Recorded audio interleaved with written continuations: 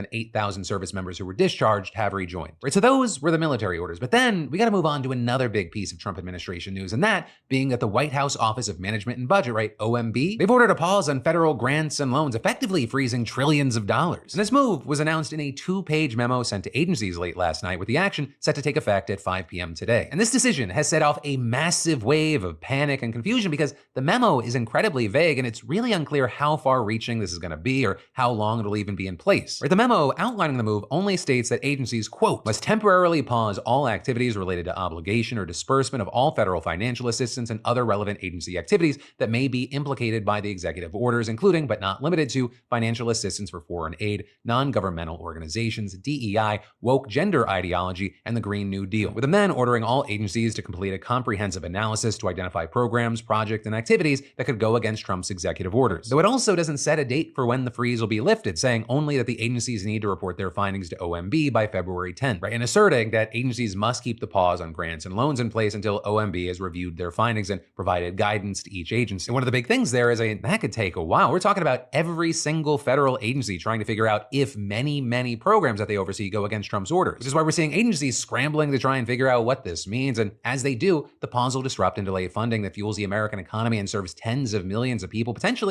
hundreds. We're seeing experts saying the memo could halt tons of essential federal functions, including hundreds of billions of dollars in grants to state, local, and tribal governments, disaster relief aid, funding for transportation, homeless shelters, key programs that help the most vulnerable Americans, and much more. And the thing is, that even includes some projects that directly advance Trump's own agenda, like one that helps state and federal law enforcement counter drug trafficking organizations. But some of the biggest questions here have been how will this impact Medicaid and food stamps, which together are used by more than 100 million people. Right, the memo said absolutely nothing about these essential programs, even while specifying that similar ones like Medicare and Social Security would not be impacted. And today, as I was filming this, we saw absolute chaos playing out in real time. Right, when Trump's press secretary was asked whether Medicaid was frozen at a press conference, she was totally unable to answer the question, responding, "I'll check back on that." And she got so messy that the OMB issued another memo to agencies trying to clarify, saying that mandatory programs like Medicaid and SNAP will continue without pause. And then adding, among other programs, there also won't be pauses on funds for small businesses and farmers, Pell Grants for students, rental assistance, and Head Start, which promotes the school readiness for low-income families. With this new memo then also claiming that any program that provides direct benefits to Americans is explicitly excluded from the pause and exempted from this review process. But you also have people saying it's unclear what that means because a lot of federal money that goes to individuals is actually first given to states and organizations that then distribute it. And what's more, despite the new memo's claim that Medicaid won't be interrupted and Head Start wouldn't have funds paused, we saw numerous reports to the contrary. Right, providers who run Head Start programs reported today that they were unable to access federal funds because they lost access to the Federal Office of Head Start's payment site. You also had Senator Ron Wyden tweeting that his staff has confirmed reports that Medicaid portals are down in all 50 states following last night's federal funding freeze, with him then calling the move a blatant attempt to rip away health insurance from millions of Americans overnight and will get people killed. Though then with that, we did see Trump's press secretary sharing a statement on X in the afternoon saying, "The White House is aware of the Medicaid website portal outage. We have confirmed no payments have been affected. They are still being processed and sent. We expect the portal will be back online shortly." And you've got experts saying that this will have a whole other host of sweeping ramifications, with, for example, the chief executive of the National Council of Nonprofits saying in a statement, from pausing research on cures for childhood cancer to halting food assistance, safety from domestic violence, and closing suicide hotlines,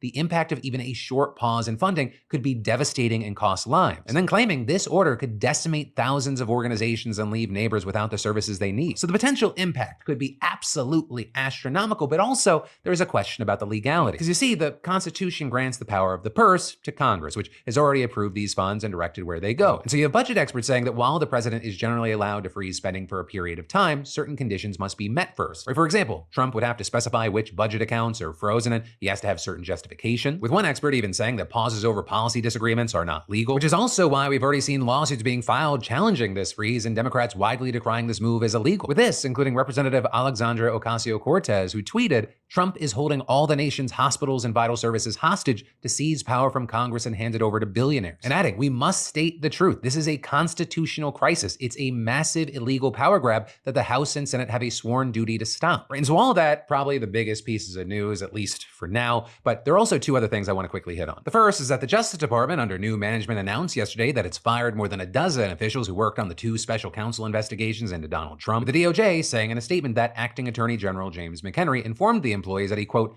does not trust these officials to assist in faithfully implementing the president's agenda. And in a letter sent to the fired officials that was obtained by the Washington Post, McHenry explicitly referenced Trump's repeated claims that the Biden administration weaponized law enforcement to undermine Biden's political enemies. But also here, we saw experts saying that this is actually exactly what Trump is doing with this move, going after his perceived opponents. But this, as they argue, it's not just political, saying that this move violates civil service protections for non-political employees and contradicts decades of civil service law that says employees can only be fired for misconduct or bad performance, not doing their jobs as directed. With, for example, Greg Brower, a U.S. attorney during the George W. Bush administration, saying that this move was totally unheard of and adding, "This is unprecedented given the career status of these people, which makes them not subject to dismissal by the president and the apparent lack of any cause that the department has been able to articulate." So this is really notable, and while there have been and will continue to be a lot of firings as Trump continues his transition to power, these are distinctly different, which is also why it's so important to flag. But then, the final thing that I want to touch on in this batch is that the Trump administration has now asked CDC officials to stop working with the World Health Organization and cut off all communication. And this move comes 1 week after Trump issued an order beginning the process of withdrawing from the WHO. Still, you had experts saying this new demand, it comes as a surprise because Trump's order didn't take immediate effect, instead just kicking off the process. And what's more, there are several things that need to happen before the United States can leave the WHO. First and foremost, Congress actually has to approve the decision, and the United States also needs to provide a 1-year notice and meet its financial obligations for the fiscal year. So the sudden shift seems to go against the expected timeline, and one expert even said, stopping communications and meetings with WHO is a big problem. People thought there would be a slow withdrawal. This has really caught everyone with their pants down, and adding that talking to WHO is a two-way street, because both agencies are in contact daily and benefit from collaboration on tests, treatments, and outbreaks. Which is also why you have others arguing that this sudden move, it poses a number of direct health threats, including setting back investigations trying to stop various viruses and monitoring bird flu outbreaks. But yeah, that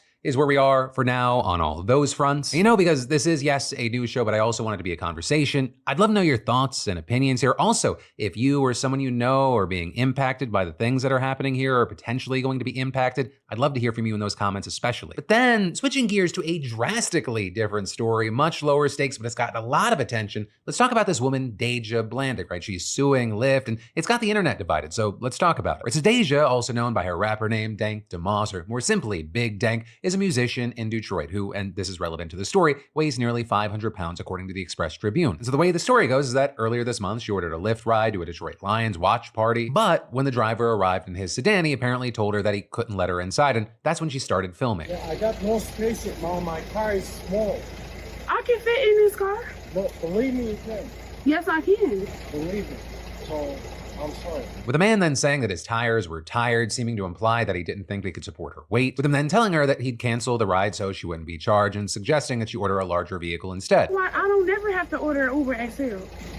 Then I'm really sorry. So then Blanding posts that video to TikTok and Instagram where they then go viral and get picked up by several news sites. With that, we saw her saying that she wanted to spread body positivity and show what larger people have to go through. She also posted an image showing the weight limits for different car models, reporting to prove that the one that she ordered could have picked her up. And then she added that the experience was humiliating and she had chosen to take a mental health break. But now, like I said, she has taken it a step further. She has filed a lawsuit against Lyft for discrimination. And with that, you had her attorneys telling Fox News that weight is a protected characteristic in Michigan. It would be no different than a driver pulling up and saying, you know, I don't want to have black people in my car, or I don't want to have Christians in my car, or Muslims in my car. It's the same. Under the law, it's the same. And it's unclear whether this happened before or after the lawsuit, but Lyft replied to Blanding on Instagram writing, "We're disheartened to look at this driver's unacceptable behavior. Please DM us at your earliest convenience for additional support. We'd like to address this as soon as possible." But as of right now, it's unknown whether she's been in contact with them, though she did give an interview to Fox in which she explained her perspective. I've been in cars smarter than that, you know? As I'm walking, I see him like making faces or whatever. I'm like, oh man. The kicker part was when he started to talk about his tires. You know, I feel like that was a